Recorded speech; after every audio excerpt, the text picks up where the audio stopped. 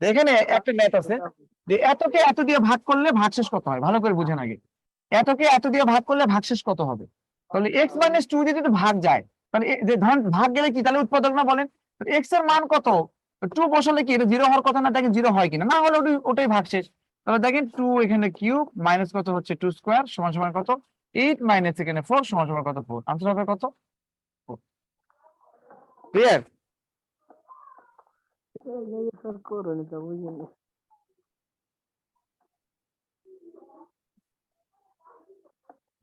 Clear কিনা বলবেন? না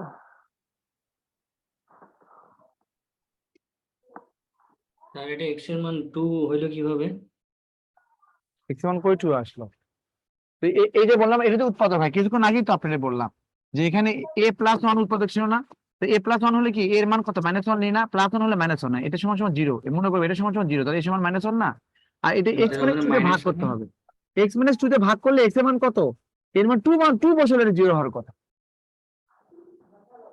ভাগ যাওয়া মানে উৎপাদক, বুঝতে পারছেন? এক্স আমি ধরে নিলাম এক্স মাইনাস টু উৎপাদক, তাহলে এক্স এর মান টু বসালে ওটা জিরো হবে।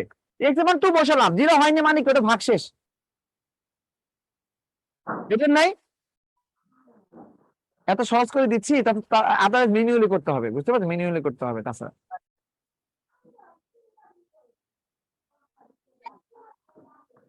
আমি যেখানে বললাম যে বলেন তো এই যে এ প্লাস ওয়ান যদি উৎপাদক হয়, এ প্লাস ওয়ান সমান সমান জিরো লিখবেন, তাহলে এর মান সমান সমান কত? Minus one. তাহলে মাইনাস ওয়ান বসালে এটা জিরো হয়।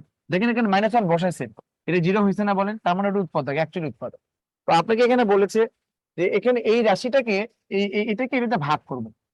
আমি চিন্তা করলাম যদি ভাগ যায় তাহলে কত হবে? আমি ধরলাম এটা উৎপাদক, তাহলে এক্স মাইনাস টু সমান সমান কত? জিরো। এক্স এর মান কত? টু। এক্স এর মান টু বসান এখানে, তাহলে টু বসালে জিরো হওয়ার কথা। যদি কোনো কারণে জিরো না হলে তাহলে ওটাই ভাগশেষ। আর জি স্যার বুঝছি স্যার।